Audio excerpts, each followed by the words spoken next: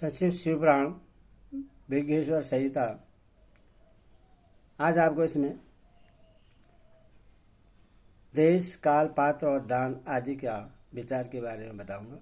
सज्जनों, इस चैनल को आप सब्सक्राइब लाइक जरूर करें, साथ में घंटी भी जरूर बजा दें। सुनिए, देश, काल, पात्र और दान आदि का विचार ऋषियों ने कहा। समस्त पदार्थों के ज्ञाताओं में श्रेष्ठ सूर्य जी। अब आप कर्मश और देश, काल आदि का वर्णन करें।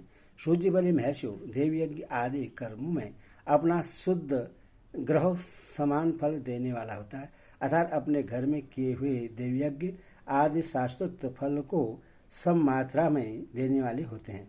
गौशाला का स्थान घर की अपेक्षा 10 गुना फल देता है। जलाशय का तट उससे भी 10 गुना महत्व रखता है तथा जहाँ बेल, तुलसी एवं पीपल वृक्ष का मूल निकट हो, वह स्थान जलाशय के तट से भी 10 गुना फल देने वाला होता है।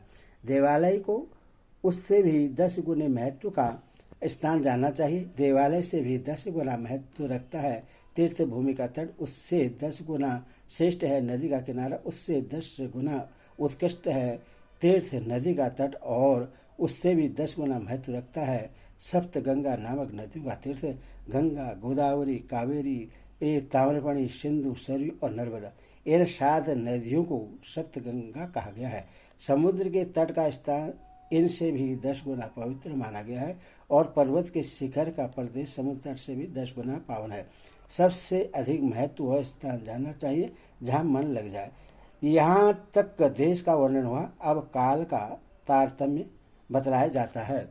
सतयुग में यज्ञ, दान आदि कर्म पूर्ण फल देने वाला होते हैं, ऐसा जानना चाहिए। त्रेता युग में उसका 3/4 फल मिलता है। द्वापर में सदा आधे ही फल की प्राप्ति कही गई है। कलयुग में 1/4 ही फल की प्राप्ति समझनी चाहिए, और आधा कलयुग बीतने पर उस 1/4 फल में से भी 1/4 कम हो जाता है। शुद्ध अंतःकरण वाले पुरुष को शुद्ध एवं पवित्र दिन सम फल देने वाला होता है। विद्वान ब्राह्मणों, सूर्य संक्रांति के दिन किया हुआ सत्कर्म पूर्वोक्त शुद्ध दिन की अपेक्षा 10 गुना फल देने वाला होता है, यह जानना चाहिए। उससे भी 10 गुना महत्व उस कर्म का है जो विश्व नामक योग में किया जाता है। दक्षिणायन आरंभ होने के दिन अर्थात कर्क की संक्रांति में किए हुए पुण्य कर्म का महत्व विश्व से भी 10 गुना माना गया है। उससे भी 10 गुना मकर संक्रांति में, और उससे भी 10 गुना चंद्र ग्रहण में किए हुए पुण्य का महत्व है। सूर्य ग्रहण का समय सबसे उत्तम है, उसमें किए गए पुण्य कर्म का फल चंद्र ग्रहण से भी अधिक और पूर्ण मात्रा में होता है। इस बात को विज्ञ पुरुष से जानते हैं।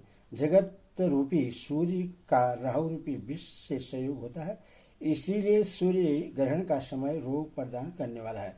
अतः उस विष की शांति के लिए उस समय स्नान, दान और जप करें।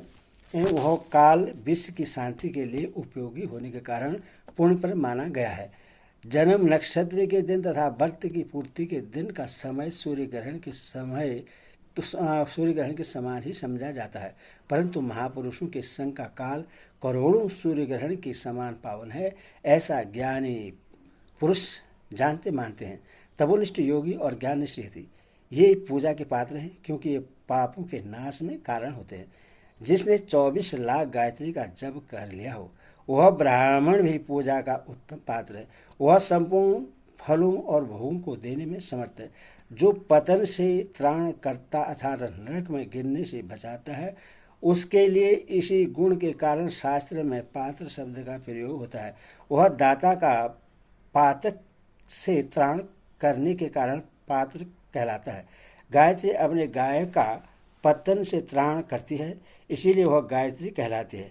जैसे इस लोक में जो धनहीन है वह दूसरों को धन नहीं देता, जो यहाँ धनवान है वही दूसरे को धन दे सकता है। उसी तरह जो स्वयं शुद्ध और पवित्रात्मा है वही दूसरे मनुष्यों का त्राण या उद्धार कर सकता है। जो गायत्री का जप करके शुद्ध हो गया है वही शुद्ध ब्राह्मण कहलाता है। इसीलिए दान, जप, होम और पूजा सभी कर्मों के लिए वही शुद्ध पात्र है। ऐसा ब्राह्मण ही दान तथा रक्षा करने की पात्रता रखता है। स्त्री हो या पुरुष, जो भी भूखा हो वही अन्नदान का पात्र है। जिसको जिस वस्तु की इच्छा हो उससे वह वस्तु बिना मांगे ही दे दी जाए तो दाता को उस दान का पूरा पूरा फल प्राप्त होता है। ऐसी महर्षियों की मान्यता है। जो सवाल या याचना करने के बाद दिया जाता है वह दान आधा ही फल देने वाला बतलाया गया है। अपने सेवक को दिया हुआ दान 1/4 फल देने वाला होता है। विप्रवरों, जो जाति मात्र से ब्राह्मण है और दीनतापूर्ण वृत्ति से जीवन बिताता है, उससे दिया हुआ धन का दान दाता को इस भूतल पर 10 वर्षों तक भोग प्रदान करने वाला होता है। वही दान यदि वेदवेता ब्राह्मण को दिया जाए तो वह स्वर्गलोक में देवताओं के वर्ष से 10 वर्षों तक दिव्य भोग देने वाला होता है। शील और उच्च वृत्ति से लाया हुआ और गुरु दक्षिणा में प्राप्त हुआ अन्न धन शुद्ध द्रव्य कहलाता है। उसका दान दाता को पूर्ण फल देने वाला बतलाया गया है। क्षेत्रियों का शौर्य से कमाया हुआ, वैश्यों का व्यापार से आया और शूद्रों का सेवा वृत्ति से प्राप्त किया हुआ धन भी उत्तम द्रव्य कहलाता है। धर्म की इच्छा रखने वाले स्त्रियों को जो धन पिता एवं पति से मिला हुआ है उसके लिए वह उत्तम द्रव्य है। गौ आदि 12 वस्तुओं का चैत्र आदि 12 महीनों में कर्मश दान करना चाहिए। गौ, भूमि, तिल, सुवर्ण, घी, वस्त्र, धान्य, गुड़, चांदी, नमक, कोहड़ा और कन्या, ये ही वे 12 वस्तु हैं जिनमें गोदान से कायिक, वाचिक और मानसिक पापों का निवारण तथा कायिक आदि पुण्य कर्मों की पुष्टि होती है। ब्राह्मणों, भूमि का दान यहलोक और परलोक में प्रतिष्ठा आश्रय की प्राप्ति कराने वाला है। तिल का दान बलवर्धक एवं मृत्यु का निवारण होता है। सुवर्ण का दान जठराग्नि को बढ़ाने वाला तथा वीरदायक है। घी का दान पुष्टिकारक होता है। वस्त्र का दान आयु की वृद्धि करने वाला है, ऐसा जानना चाहिए। धान्य का दान अन्न धन की स्मृति में कारण होता है। गुड़ का दान मधुर भोजन की प्राप्ति कराने वाला होता है। चांदी के दान से वीर्य की वृद्धि होती है। लवण का दान सटस भोजन की प्राप्ति कराता है। सब प्रकार का दान सारे स्मृति की सिद्धि के लिए होता है। बिग पुरुष कुष्मांड के दान को पुष्टदायक मानते हैं। कन्या का दान आजीवन भोग देने वाला कहा गया है। ब्राह्मणों, वह लोक और परलोक में भी संपूर्ण भोगों की प्राप्ति कराने वाला है। विद्वान पुरुष को चाहिए कि जिन वस्तु में स्वर्ण आदि इंद्रियों की तृप्ति होती है उनका सदा दान करें। श्रोत्र आदि 10 इंद्रियों के जो शब्द आदि 10 विषय हैं उनका दान किया जाए तो वे भोगों की प्राप्ति कराते हैं तथा दिशा और इंद्रिय देवताओं को संतुष्ट करते हैं। वेद और शास्त्र को गुरुमुख से ग्रहण करके गुरु के उपदेश से अथवा स्वयं ही बोध प्राप्त करने के पश्चात जो बुद्धि का यह निश्चय होता है कि कर्म का फल अवश्य मिलता है, इसी को उच्च कोटि की आस्तिकता कहते हैं। भाई बंधु अथवा राजा के भय से जो आस्तिकता बुद्धि या श्रद्धा होती है वह कनिष्ठ श्रेणी की आस्तिकता है जो सर्वदा दरिद्र है। इसीलिए जिसके पास सभी वस्तुओं का अभाव है वह वाणी अथवा कर्म शरीर द्वारा यजन करे। मंत्र, स्रोत और जप आदि को वाणी द्वारा किया गया यजन समझना चाहिए तथा तीर्थ यात्रा और व्रत आदि को विद्वान पुरुष शारीरिक यजन मानते हैं। जिस किसी भी उपाय से थोड़ा हो या बहुत देवता तर्पण बुद्धि से जो कुछ भी दिया अथवा किया जाए वह दान या सत्कर्म भोग की प्राप्ति कराने में समर्थ होता है।